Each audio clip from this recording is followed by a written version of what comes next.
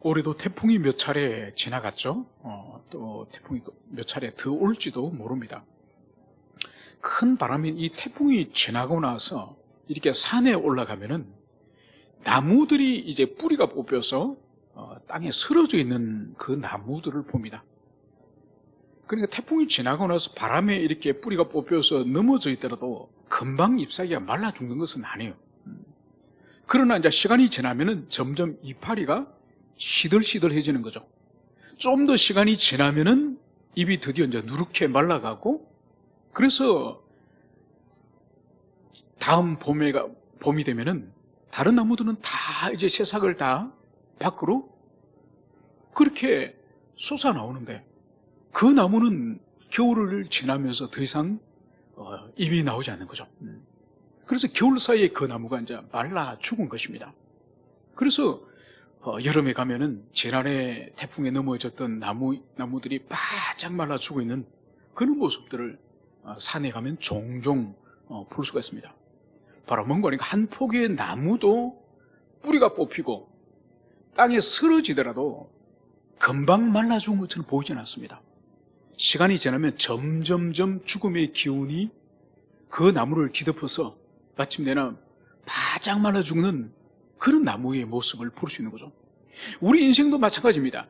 하나님에게 연합되어 있다가 하나님께 붙어 있다가 하나님과 분리되어 있으면은 금방 그 사람의 삶이 죽음과 같은 그런 증거가 금방은 드러나지 않습니다. 그러나 시간이 지나면 점점 지나면 지날수록 그 사람의 인생에 생기들이 다 빠져나가는 거죠. 그래서 마침내는 그 사람에게는 선한 것이 도무지 없는, 그래서 말라 죽은 나무처럼 영혼의 죽음의 증상이 그 삶을 온전히 지배하고 있는 그것을 볼 수 있습니다. 오늘 우리가 살펴보는 이 말씀은 이제 사울 왕이 죽고 나서 이제 이 이스라엘은 두 나라로 나누지 않습니까? 그래서 드디어 다윗이 헤브론으로 올라가서 거기서 자기 지파인 유다 지파로부터 이제 기름 부음을 받고 그 생애에 두 번째 기름 부음을 받지 않습니까? 아버지 집 이새의 어린 소년으로 있을 때 한 번 받고 이제 두 번째 유다 지파의 왕이 되고, 그리고 이제 앞으로 이제 12지파 전체의 기름 부음이 한 번 더 남았습니다. 그래서 다윗이 유다 지파의 왕이 되고, 그리고 이 사울이 죽었지만은 사울의 아들 이스보셋이 다시 아버지를 이어서 11지파의 왕이 되지 않습니까? 그래서 이 두 나라는 한 지파와 11지파의 이 대결이 되는 것입니다. 그런데 오늘 성경은 사울의 집과 다윗의 집 사이에 전쟁이 오래매 다윗은 점점 강하여 가고 사울의 집은 점점 약하여 가니라. 여러분, 다윗의 집안은 겨우 한 지파에 불과해요. 12지파 가운데 한 지파에 불과하기 때문에 그 나머지 11지파는 여전히 사울의 집안에 그 통치 아래에 있는 거죠.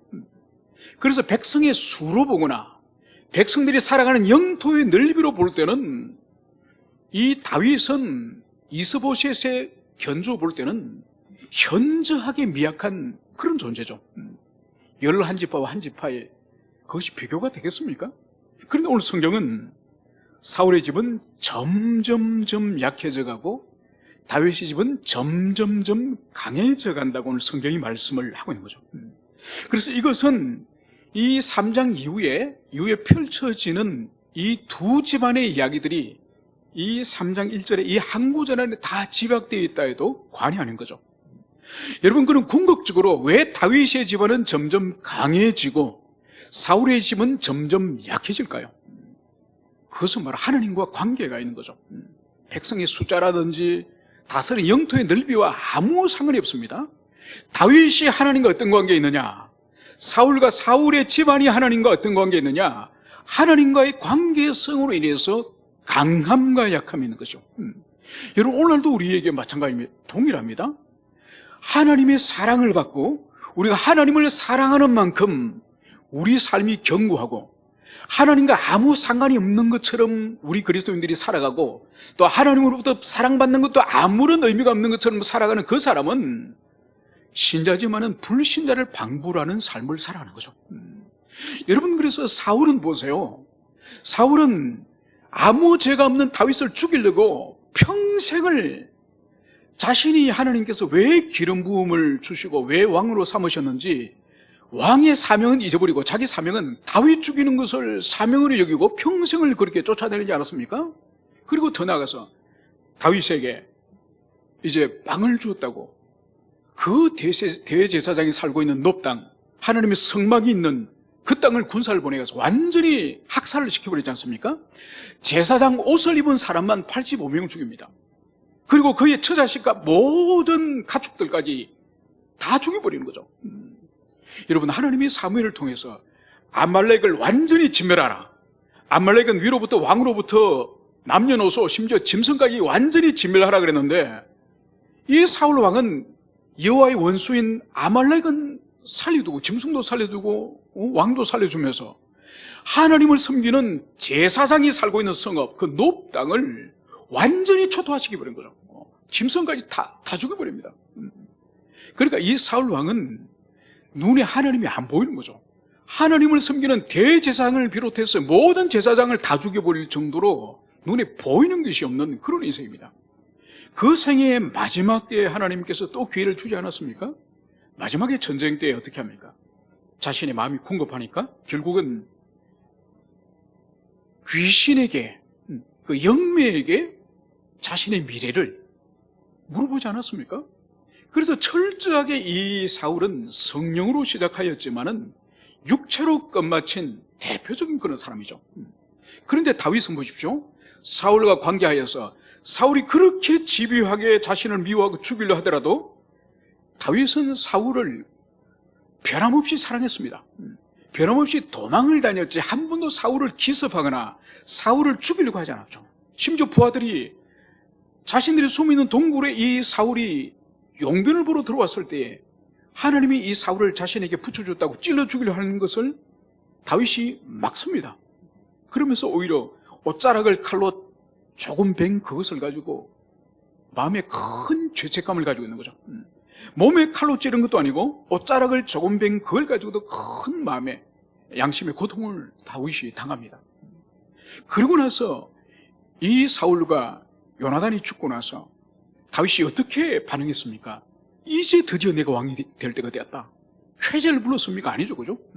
애가를 지어서 자신만 부른 것이 아니라 유다 지파 전체에 이 애가를 가르쳐서 바로 자기 민족의 첫 번째 왕인 이 사울왕, 하나님이 기름 부어서 세운 이 사울왕, 비록 인간적으로 허물이 많고 많은 죄와 잘못이 있지만은 하나님이 세우셨다고 하는 그 권위를 인정하면서 온 지파가 애가를 부른 거죠. 그러고 나서 세 번째로 이 사울과 그 아들 요나단을 죽은 그 시체를 이제 성벽에서 끌어내고 목이 잘린 그 시체를 밤새도록 길앗 야베스의 그 장사들이 달려와서 이 사람들 밤에 데려가서 장사 지내지 않습니까? 그러고 나서 다윗이 왕이 되었다고 하니까 사실 이 길앗 야베 사람들 입장으로 얼마나 두렵습니까? 다윗에게 있어서 어떻게 보면 이 사울이 정적인데 그 정적을 장례를 잘 치러줬으니 이 길앗 야베 사람들이 두려움에 떨었겠죠. 바로 그때 다윗이 사자를 보내서 오히려 너희들이 왕을, 하나님께서 기름 부음 받은 왕을 너희들이 잘 장례를 치러주니 참으로 너희들이 하나님께 복을 받아야 되겠다. 그러면서 오히려 적대감이 아닌 큰 격려와 칭찬을 오히려 다윗에게 받지 않습니까? 그러니까 여러분, 이 사울의 삶은 어떻게 하면 하나님으로부터 멀어질지, 마치 죄를 짓는 것이 자신의 사명인 것처럼 사울이 살았다고 한다면 다윗은 끊임없이 하나님 기뻐하실 일이 무엇인지 자신의 삶의 초점이 하나님께 맞춰져 있는 생애를 이 다윗이 살지 않았습니까? 그래서 사울에게는 하나님께 성령을 거두시고 하나님이 사울의 인생이 떠나버리셨죠. 그러나 다윗에게는 지속적으로 하나님께서 이 다윗의 생애 가운데 함께하기 때문에 오늘 1절에서는 다윗의 집은 점점점 강해지고 흥해지고 사울의 집은 점점점 미약해져 간다.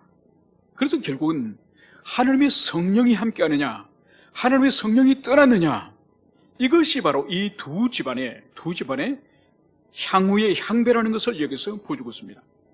오늘 이제 이 다윗의 집이 이제 이 헤브론으로 와서 유다 지파의 왕이 되어서 이들에게 어떤 후손들, 어떤 자녀들을 하나님이 주셨는지 쭉 이제 2절부터 이제 5절까지 6명의 아들에 대해서 오늘 성경이 기록을 하고 있습니다.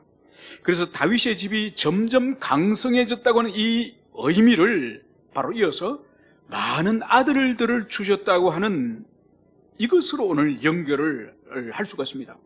그런데 우리가 가만히 보면은 이 다윗의 집안에 지금 이 6명의 아들을 줬는데 이 아들들이 한 여자에게서 6명의 아들이 태어난 것이 아니에요. 이것은 바로 6명의 부인에게서 6명의 아들이 태어난 겁니다. 그러면 우리가 신명기 17장에서 하나님께서 왕이 세워질 때에 왕들은 이렇게 살아라, 왕들은 이런 일은 하지 말고 이런 일은 힘써서 하라, 그게 신명기 16장에 왕의 규례에 잘 기록이 되었습니다.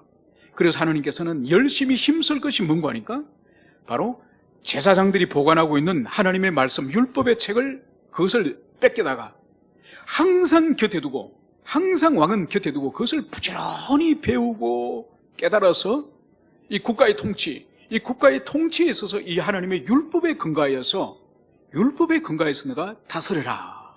어떤 사적인 감정이나 사적인 인간관계나 이방의 어떤 관습이나 풍습이 아니라 이 하나님의 율법에 근거해서 부지런히 나라를 다스리라. 주님께서는 그것을 말씀하신 거죠. 그리고 백성들 가운데에 너가 왕이 되었다고 백성들 가운데 네 마음이 교만해져서 높아지지 말라. 너가 왕이 된 것은 하나님의 은총으로 하나님이 부르셔서 왕이 된 거지 너가 잘나고 탁월하고 뛰어나서 왕이 된 것이 아니라고 주님 말씀하시면서 항상 겸손한 마음을 가지고 백성들 가운데에 섬기는 마음을 가져라. 그 말씀을 주님이 하지 않으셨습니까? 그러면서 하지 말 것도 주님이 여러 가지를 말씀하셨죠. 그 가운데 하나가 부인을 많이 두지 마라, 아내를 많이 두지 마라, 그리고 은금을 많은 이 재물을 모으려고 하지 말라. 그리고 특별히 이집트로부터 이 군대 전쟁용으로 사용될 수 있는 이 말을 수입하지 말라. 이것을 특별히 왕들에게 규례를 주지 않습니까? 여러분, 이것은 세상 나라의 왕의 규례와는 완전히 대비되는 거죠. 세상 나라를 보십시오. 많은 군대를 가지는 것이 왕의 영광이요. 그래서 국력이 강성해지면은 많은 금은 보화를 정복해서 모으는 것이 그것이 또 왕의 영광이요. 그래서 그 많은 돈을 가지고 여러 여자를 거느리면서 많은 왕궁을 지어서 수많은 후궁을 거느리는 것이 이 세상 나라의 영광으로 생각하지 않습니까? 그런데 하나님은 철저히 세상 나라 영광을 포기하고 내가 너희들이 주는 그 율법을 따라서 너희들이 백성을 다스리라. 그 말씀을 하신 거죠. 그런데 오늘 다윗이 우리가 알다시피 사울의 딸 미갈과 결혼을 하고 그리고 나서 그가 떠돌아다니면서 2명의 여자와 더 결혼을 하게 되었죠. 그 여자가 바로 이스라엘의 암논의 어머니인 아히노암, 그리고 갈멜의 나발의 아내였던 아비가일, 이 3명이 사실 그가 계속 도망다니면서 그 과정 가운데 만났던 여인들이에요. 그런데 그 이후에 오늘 여기에 다시 4명의 여인들이 더 등장하고, 그리고 거기로부터 각각의 아들이 태어나서 6명의 아들을 오늘 여기서 기록을 하고 있습니다.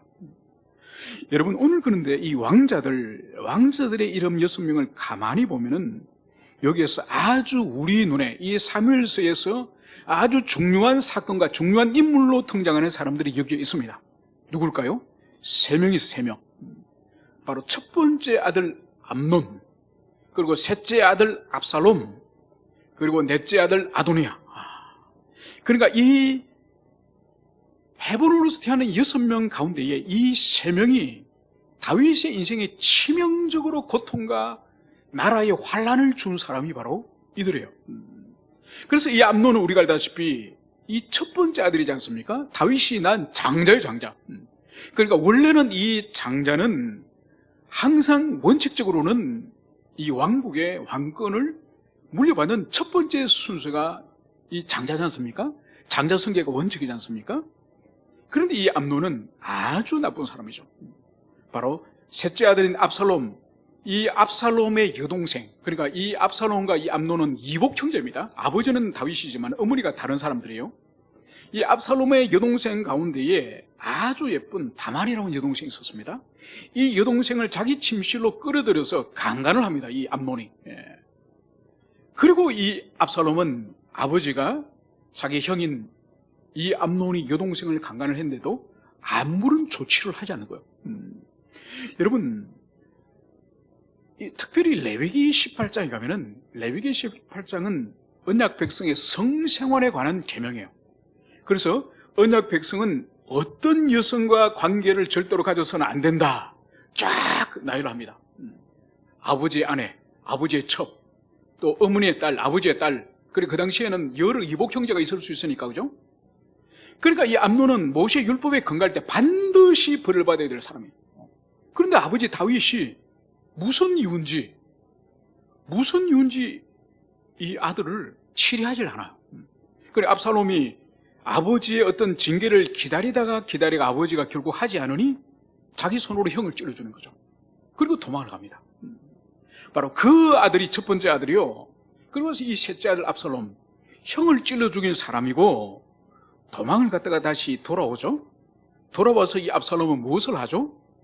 아버지가 늙어가고 무기력하고 취약해져 갈 때에 왕권을 빼앗으려 합니다. 어떤 방식으로? 반란을 통해서. 실제로 반란을 성공을 해요. 그래서 아버지 다윗이 예루살렘을 버리고 광야로 도망을 실제로 갑니다. 그렇지만은 이 압살롬은 매우 잔인합니다. 그래서 오늘 여기서도 다루는 주제 가운데 하나이겠지만은 이 아버지의 첩을, 아버지가 이 궁을 떠나면서 남겨둔 첩을 이 백주 대낮에 강간을 해요. 이런 악독한 아들이 이 압살롬입니다. 물론 군대 장관 요압이 던진 창에 찔려서 결국은 이 압살롬도 죽임을 당합니다. 그리고 이 네 번째 이 아들, 이 아도니아라고 하는 이 사람 또한 보통이 아닙니다. 그러니까 이 아도니아가 반란을 일으켰지 않습니까? 왕이 되려고 솔로몬을 아버지가 이미 예정을 하였는데 솔로몬이 아니라 자신이 왕이 되려고 반란을 일으킨 거죠. 많은 제사장과 군대 장관들과 많은 신하들이 이 아도니아 편에 섰습니다. 그러니까 이때는 다윗이 매우 노쇠하여서 정신이 제대로 없을 때예요. 그런데 이 아도니아가 이 반란이 진압이 됩니다. 그래서 솔로몬이 바로 왕이 되면서 이 아도니아는 죽지 않는 거죠. 성전에 들어가서 이 제단 뿔을 붙들고 제단 뿔을 붙잡으면 죽일 수 없거든요. 그래서 거기서 살아남습니다. 근데 세월이 지나면서 이 아도니아가 죽을 짓을 하죠. 바로 뭔가 하니까 아버지 다윗의 여자인 아비사결한 이 여자를 이 아도니아가 달라고 합니다. 탐을 냅니다. 내 아내로 삼게 하소서. 그래서 오늘 여기서 이 아브넬과 이스보셋 사이에 갈등이 일어난 이 원인이 바로 아버지 사울의 첩이었던 이 여인을 이 군대 장관 이 아브넬이 관계를 맺는 거예요. 간통을 하는 거예요. 그래 오늘 여기서 성의 문제가 오늘 계속적으로 연결되는 것을 여기서 볼 수 있습니다. 그래서 오늘 이 네 번째 아들 이 아도니아가 아버지가 데리고 잠을 잤던 이 아비삭을 달라고 했을 때에 이것을 솔로몬이 듣는 순간 솔로몬이 대노를 하는 거죠. 그래서 자기 어머니를 중간에 매개를 통해서 그 여자를 아비삭을 달라고 했을 때에 이 솔로몬이 얼마나 화가 났으면은 형을 위해서 차라리 왕의 자리까지 달라고 하죠. 왕의 자리까지 주죠. 이 정도로 솔로몬이 엄청 화가 났습니다. 그래서 반드시 이놈은 형은 반드시 오늘 죽어야 된다. 그러면서 신하를 보내서 그 자리에서 쳐 죽이는 거죠. 왜냐하면은 이 직전 왕의 여자, 이 왕의 여자를 자신이 관계를 맺는다는 의미는 뭔가 하니까 오직 이것은 후임 왕에게만 주권을 주는 거예요. 그 여자의 주권을. 그래서 다른 사람이 그것을 탐을 내거나 어떤 관계를 맺는다는 것은 자신에게 왕권의 정통성이 있다는 것을 주장하게 되는 거예요. 그래서 보세요. 아버지 다윗이 도망을 간 이후에 예루살렘 왕궁에 아버지가 두고 간 그 후궁을 압살롬이 이제 반란을 성공을 했기 때문에 자신이 이제는 예루살렘을 지배하는 왕이 되었다는 그 증거로서 아버지 후궁을 강간하지 않습니까? 그리고 이 아도니아, 이 네 번째 아들 아도니아도 솔로몬이 엄연히 왕으로 앉아있지만은 그 바세바에게 아도니아가 뭘 말하는 거래? 원래 내가 왕인데, 내가 왕이 될 사람인데 주님의 뜻 때문에 할 수 없이 솔로몬에게 줬지만 이런 말을 해요. 그러니까 그 말을 볼 때 이 아도니아 이 내면의 욕망은 여전히 왕에 대한 욕망이 있음을 볼 수 있는 거죠. 그러면서 그 아비삭을 달라고 했으니까 그것은 그 마음속에 반역의 마음이 있는 것이 분명하죠. 그래서 솔로몬이 바로 쳐 죽여버립니다. 자기 형이지만. 그래서 이 세 명의 아들, 6명의 아들 가운데 이 세 명의 아들을 볼 때에 다윗에게 있어서 이 사랑스럽게 자랐던 이 아들들이지만은 얼마나 그의 인생을 뒤흔들고 나라를 뒤흔들고 다윗의 생애에 정말 죽음과 같은 그런 고통을 맛보게 한 것들이 이 6명의 아들 가운데 이 3명이죠. 그래서 이 3명의 아들을 볼 때에 다윗에게 하나님께서 자녀를 분명히 주신 것은 맞지만은 큰 시련과 고난을 또 이 자녀를 통해서 주었음을 그것을 여기서 볼 수 있습니다. 그러면서 이제 이 아브넬과 이스보셋 사이의 이 갈등을 이제 6절부터 오늘 11절까지 말씀을 하고 있습니다. 오늘 6절에서는 사울의 집과 다윗의 집 사이에 전쟁이 있는 동안 아브넬이 사울의 집에서 점점 권세를 잡으리라. 여러분 이상하지 않습니까? 아니 사울 왕의 아들 이스보셋이 왕인데, 현재 왕인데 시간이 지날수록 왕이 더 왕직이 견고해져죠. 왕의 자리가 견고해질 텐데 오늘 성경은 뭐라 그럽니까? 아브넬이, 군대 장관인 이 아브넬이 사울의 집에서 점점 권세를 잡으니라. 왕이 권세가 더욱더 강화되고 왕직이 견고해지고, 그래서 왕국이 강화되는 것이 아니라 이 군대 장관, 이 아브넬이 더 큰 권세를 쥐고 있다. 여러분, 이 이상한 일이죠. 정상국가가 아닙니다. 정상국가가. 그러면서 이제 그 이후에 기록하고 있는 것은 이 죽은 사울 왕의 첩 리스바라고 하는 여인이 있는데, 바로 이 리스바에게 어떤 일이 일어난 것입니다. 그리고 일어난 이 스캔들이 이 이스보셋의 귀에 들어간 거예요. 그 내용이 뭐냐? 오늘 이스보셋이 직접 군대 장관 아브넬을 불러서 오늘 이렇게 말합니다. 내가 어찌하여 내 아버지의 첩과 통관하였느냐? 여러분, 이미 시중에서는 아브넬이 죽은 사울 왕의 첩을 건드리고 있다, 간음하고 있다, 이런 것이 시중에 이미 퍼졌다는 거예요. 그 소문이 돌고 돌아서 이 왕의 귀에까지 들어갔으니 이 이스보셋이 얼마나 진노했겠습니까? 오직 아버지의 첩에 대한 주권은 그 후임 왕인 자신에게, 생사의 덜권이 자신에게 있는데, 아니 군대장은 아브넬이 아버지의 첩을 데리고 지금 자고 있는 거예요. 그래서 오늘 이 이스보셋이 진노하여서 어찌하여 내 아버지 첩과 통관하느냐, 이 말을 여기서 하고 있는 것입니다. 아까도 말씀드렸다시피 이것은 단순히 7계명을 범한 간음의 문제가 아니에요. 간음의 문제가 이건 반역의 문제예요. 나라를, 왕권을 내가 지금 차지하겠다는 왕권의 문제를 여기서 지금 이스보셋은 말하는 것입니다. 그런데 오늘 놀라운 것은 이 왕의 책망을 듣고 오늘 8절에 아브넬의 반응을 보면은 아브넬이 이스보셋의 말을 매우 분하게 여겨 이르되, 내가 유다의 계물이냐? 내가 오늘 당신의 아버지 사울의 집과 그 형제와 그의 친구에게 은혜를 베풀어 당신을 다윗의 손에 내주지 아니하였거늘. 여러분 보십시오. 군대 장관이 자신의 분수를 넘어서서 왕의 첩을 지금 간음을 한 거예요. 그것이 지금 들켜서 왕에게 준엄한 책망을 듣고 있는데, 그러면 정상적인 신하면 어떡합니까? 왕이여, 제가 죽을 죄를 지었습니다. 한 번만 살려주십시오. 제가 이 삶 청산하겠습니다. 이게 정상적인 삶이 아닙니까? 그런데 이 아브넬의 태도를 보십시오. 내가 유다의 계물이냐? 여러분, 이것은 뭔가 하니까 이 유다의 그러니까 유다 지파 다윗을 지금 말하는 것이겠죠.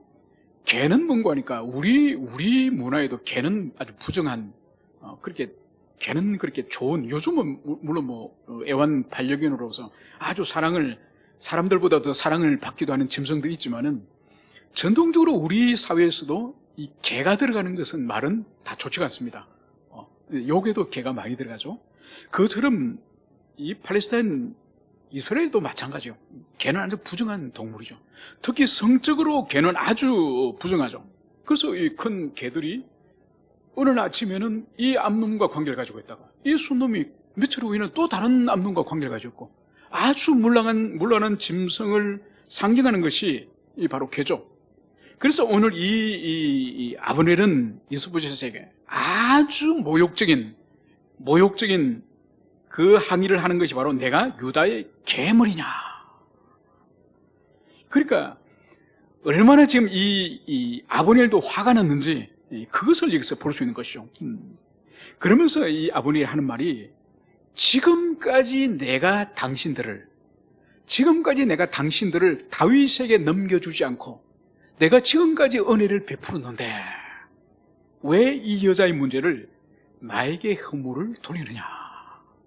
여러분, 보통 은혜는 위에 사람이 아래 사람에게 은혜를 베풉니까? 아래 사람이 위에 사람에게 은혜를 베풉니까?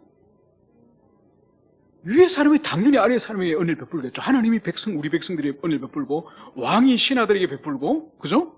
그런데 오늘 이 아브넬은 간이 배 밖에 나왔어요. 왕에게 지금 내가 너에게 지금 은혜를 베풀고 있다고, 너의 집안과 너의 자녀들과 너희들에서 은혜를 베풀고 있다고 이 아브넬은 그 말을 여기서 하는 거예요. 그러면서 이 아브넬은 본색을 이제 드러냅니다. 이 본색을 드러내는 것이 오늘 9절 10절인데 바로 이렇게 이제 아브넬은 말합니다. 여호와께서 다윗에게 맹세하신 대로 내가 이루게 하지 아니하면 하나님이 아브넬에게 벌 위에 벌을 내리심이 마땅하니라. 그 맹세는 이 하나님의 맹세 말입니다. 하나님의 맹세는 곧 이 나라를 사울의 집에서 다윗에게 옮겨서 그의 왕위를 단에서 브엘세바까지 이스라엘과 유다에 세우리라 하신 것이니라 하매. 오늘 이제 이 아브넬이 이제 이스보셋에게 이제 노골적으로 분명하게 말하는 거예요. 이제 나는 이 나라를, 이 당신의 나라를 다윗에게 넘기는 이 일을 내가 하겠다. 이 나라를 내가 들어서 다윗에게 주겠다. 만약 이 일을 내가 하지 않으면 하나님께서 나에게 벌을 내리시고 내리기를 원한다. 내가 이 일을 하지 않으면 하나님께로부터 내가 저주를 받겠다.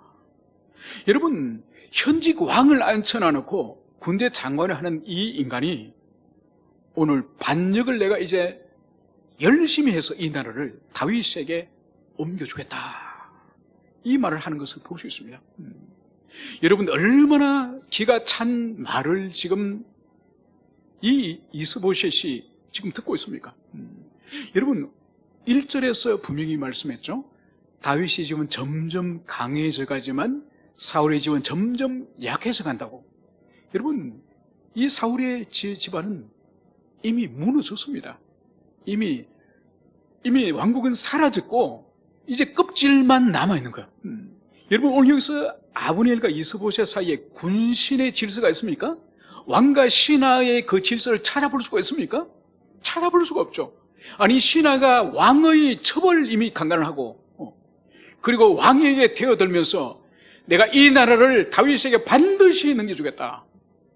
이 말을 이 군대 장관이 이 말을 하는 것을 보고 오늘 11절은 이렇게 말씀하는 거죠. 이스보셋이 아브넬을 두려워하여 감히 한마디도 대답하지 못하니라. 여러분, 이것이 사울 왕가의, 사울 집안의 현실이에요. 이미 나라는 무너졌고 왕의 권위와 왕의 어떠한 힘도 없는, 왕은 즉 바지 사장과 같은 그런 불쌍한 처지에 있음을 오늘 이스보셋이 두려워하였다. 오히려 군대 장관이 왕을 두려워해야 될 텐데 오늘 이스보셋이 아브넬을 두려워하는 이 기가 막힌 이 일을 여기서 오늘 볼 수 있습니다.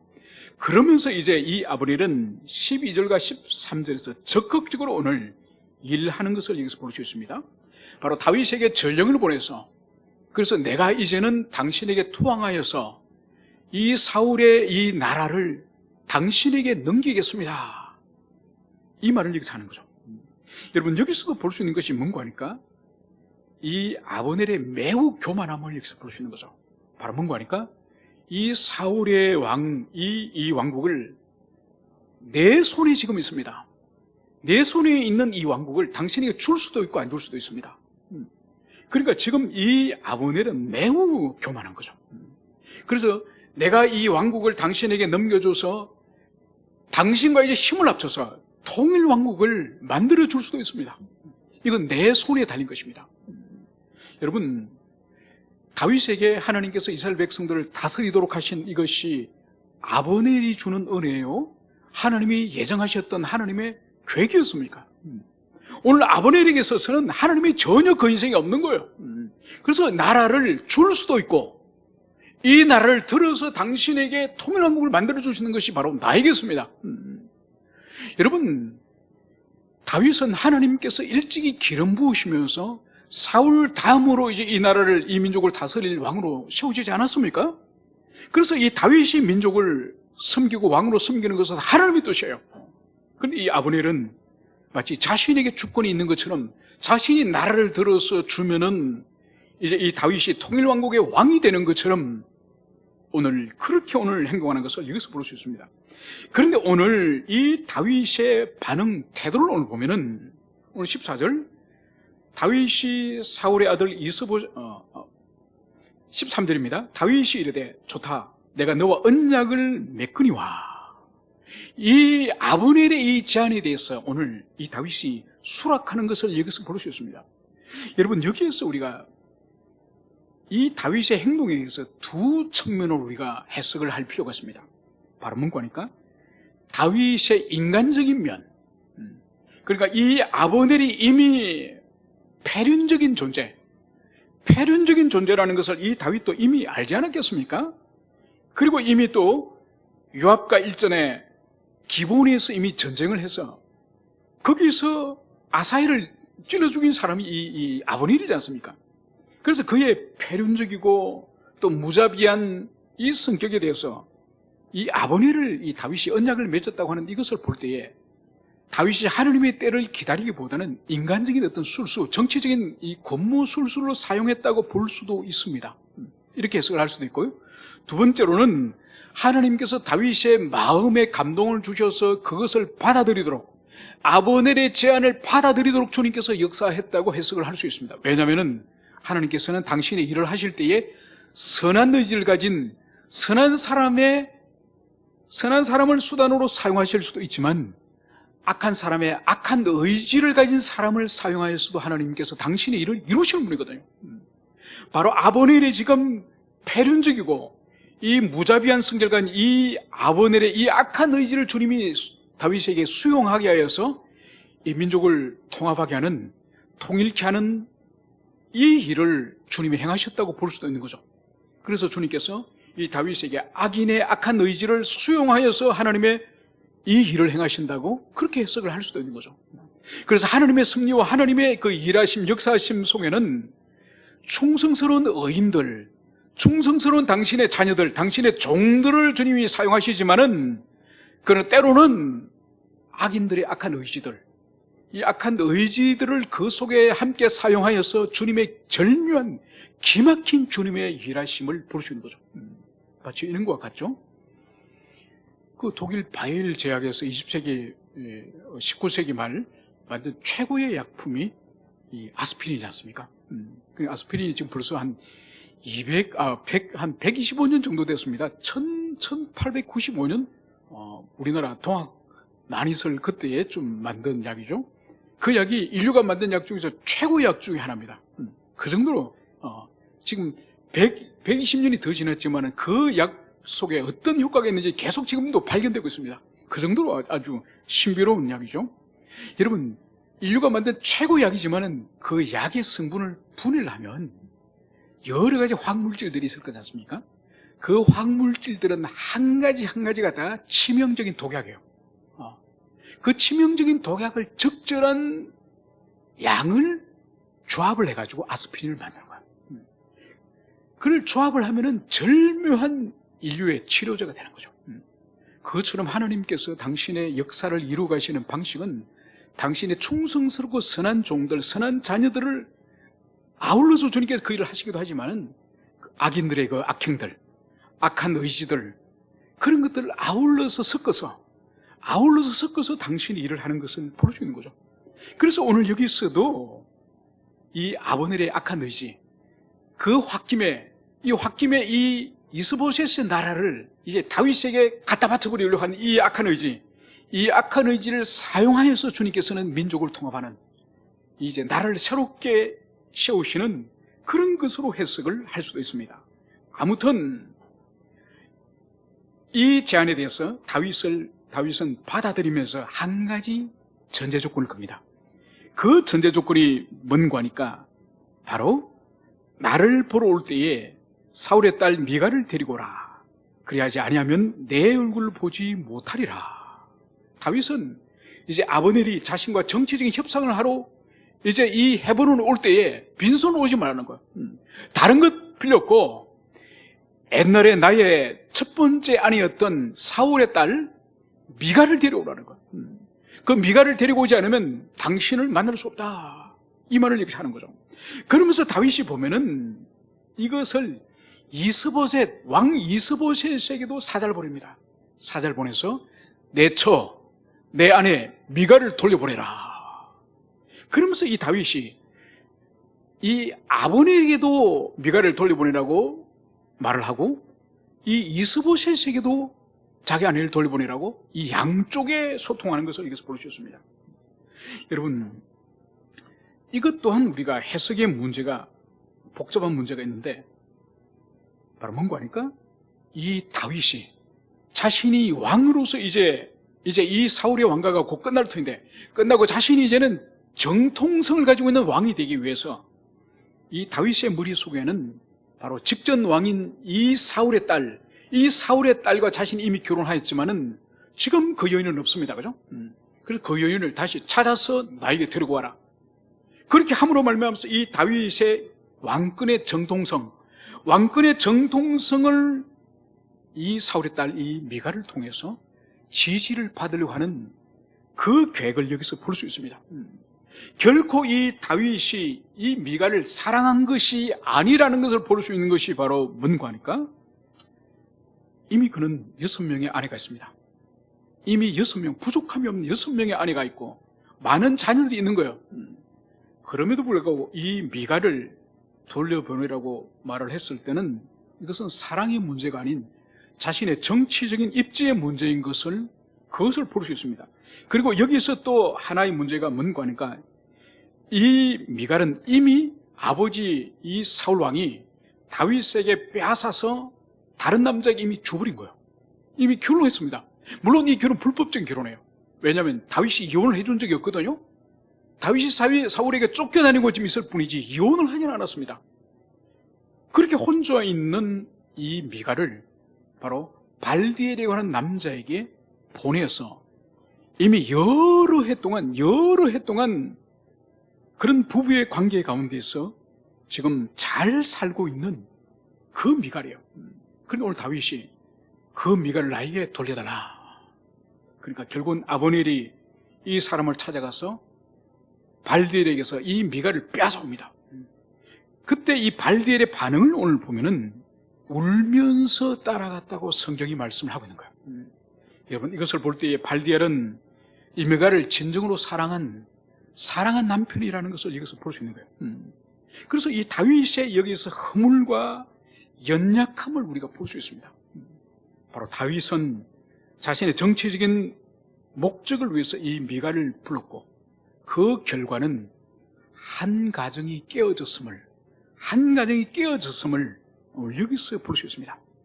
그래서 여러분, 다윗을 향해서는 사도행전 13장에서 이 바울이 전도설교를 하지 않습니까? 전도설교를 쫙 하면서 바울이 다윗을 언급을 하는데 다윗을 이렇게 언급합니다. 내가 이새의 아들 다윗을 만나니 내 마음에 맞는 사람이라 내 뜻을 다 이루리라. 이건 하나님의 말씀이에요. 하나님께서 다윗을 이제 기름 부어서 왕으로 삼으실 때에 하나님께서 이세 아들 다윗을 보니 하나님 마음에 합한 자라는 거예요. 그래서 이 다윗을 통해서 하나님의 뜻을 다 이루겠다. 이 말씀을 바울이 설교를 한 거예요. 그 정도로 이 다윗은 하나님 마음에 얼마나 합치되는 귀한 하나님의 종인지 모릅니다. 그럼에도 불구하고 다윗은 허물이 많은 사람이고 연약한 사람이고 부족함이 있는 사람인 것을 오늘 우리 본문 가운데서도 보여주지 않습니까?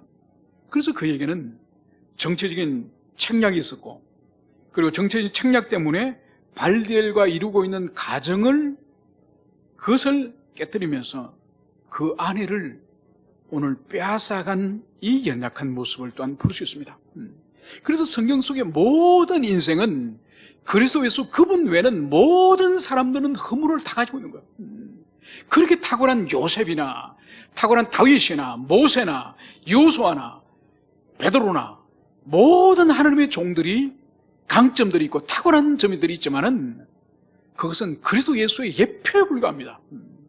주님의 예표에 불과한 것이고 각 개인은 강점도 있지만은 치명적인 연약함과 죄들을 다 가지고 있는 거죠. 그래서 우리는 이 땅에서 사람에 대해서 너무 높은 기대를 가지면 안 됩니다. 너무 많은 기대를 가져서 안 됩니다.